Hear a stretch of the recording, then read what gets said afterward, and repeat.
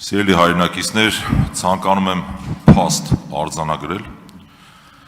Ձեր իշխանության օրոք մեր տնտեսությունը ամենամեծ կախվածության մեջ է ընկել Ռուսաստանի Դաշնության տնտեսությունից։ Հիմա խոսեմ փաստերով։ Եթե 2017 թվականին Հայաստան-Ռուսաստան ընդհանուր առևտրաշրջանառությունը կազմում էր 1.9 միլիարդ դոլար մոտարապես, ապա այդ թիվը 4 անգամ աճել է 2025 թվականին, էլ չեմ ասում, որ 2024 թվականին այդ թիվը աճել է 6.5 անգամ։ Այն պարագայում, երբ նույն ժամանակահատվածում Հայաստան-Եվրամիություն ընդհանուր առևտրաշրջանառությունը աճել է ընդամենը 1.5 անգամ։ Ինչու է մեր երկրի տնտեսությունը ամենամեծ կախման մեջ ընկել Ռուսաստանի Դաշնությունից ձեր կառավարման օրոք։ Պարոն Ֆարմանյան, մի հատ ճշգրտող հարց նշեցիք 2017 թվականից։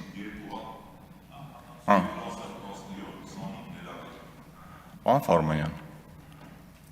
եթե շատ կարճ պատասխանեմ, պատճառը այն է, որ Հայաստանը եւ Ռուսաստանը գտնվում են նույն տնտեսական միության մեջ։ Այսինքն, այդ նույն տնտեսական միության մեջ գտնվելը նշանակում է ինչ-որ երկրի հետ ավելի նպաստավոր առևտրի պայմաններ,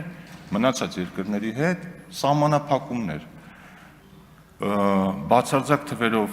այս դեպքում էլ բացարձակ թվեր նշեցիք, անգամներով, իմ կարծիքով ավելի ճիշտ լինի, եթե մենք նայենք օրինակ կշիռներով, եւ այդ առևտրաշրջանառության մեջ, եթե դուք նաեւ 2025 թվականի ցուցանիշն եք մեջբերում, պիտի հաշվի առնել, որ 2022-23 թվականներից սկսած այդտեղ մենք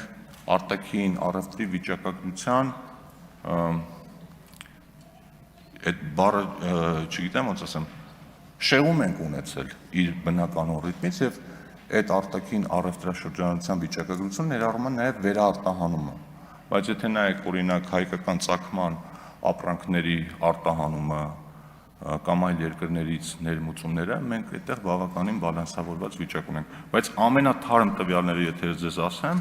2026 թվականի առաջին կիսամյակը, եթե համեմատենք 2025 թվականի առաջին կիսամյակի հետ, Ռուսաստանի կշիռը, Հայաստան-Ռուսաստան առևտրաշրջանառության 34%-ից, կարող եմ 1%-ով սխալվեմ, կոնկրետ չեմ հիշում, 34%-ից նվազել է 27%, Հայաստան-ԵՄ ապրանքաշրջանառությունը մի քանի տոկոսային կետով ավելացել է կշիռների նկատի ունի։ Արձագանք։ Պարոն Թունյան, մեկ անգամ եւս փաստենք, որ ձեր իշխանության օրոք Հայաստանի տնտեսությունը ամենամեծ կախման մեջ է ընկել Ռուսաստանի Դաշնությունից եւ նաեւ երբ որ դուք խոսում եք վերարտանումների մասին, ասեմ, որ Հայաստան-ԵՄ ընդհանուր առևտրաշրջանառությունը աճել է ընդամենը 2.5 անգամ, այսինքն ենթադրաբար մենք պետք է ենթադրենք, որ երրորդ երկրներից ապրանքները պետք է ներկրվեին Հայաստան, այնուհետև արտանվեին Ռուսաստանի Դաշնություն։ Եվ այս համամասնությունը իրար չի համապատասխանում։ Այսինքն դուք ինչ քայլեր եք արել, իդեպ ասեմ, որ ես շատ կողմ եմ դիվերսիֆիկացիային, իհարկե ոչ ի հաշիվ այլ հարաբերությունների վատթարացման, բայց ամեն դեպքում Հայաստան-ԵՄ առևտրաշրջանառությունը ավելացել է ընդամենը 2.5 անգամ, այն պարագայում, ներողություն, 1.5 անգամ, ոչ թե 2.5 անգամ, այն պարագայում, երբ որ նույն ցուցանիշները մենք ունենք 2010-17 թվականներին, այդ համեմատությունն էլ կա։ Եվ մի քիչ անհասկանալի է, եթե խոսքը վերաբերում է նրան, որ վերարտանումներն են, պետք է ենթադրել, որ այդ թիվը ավելի մեծ պետք է լիներ, ոչ թե 1.5 անգամ ավելանալ, եւ ինչ քայլեր եք դուք ձեռնարկել կոնկրետ դեպի Եվրոպա ապրանքների արտահանման ուղղված հարցում։ Պարոն Ֆարմանյան, ես կարծում ձեր հարցին պատասխանեցի, բայց լրացնեմ, ուրեմն վերարտահանման էֆեկտը ձեր ասած վիճակագրության վրա մեծ ազդեցություն է ունեցել եւ մարդկանց համար հնարավորություն է ստեղծվել գումար աշխատելու։ Եթե այդ հնարավորությունը մենք այնպես անենք, որ մարդիկ չկարողանային օգտվել,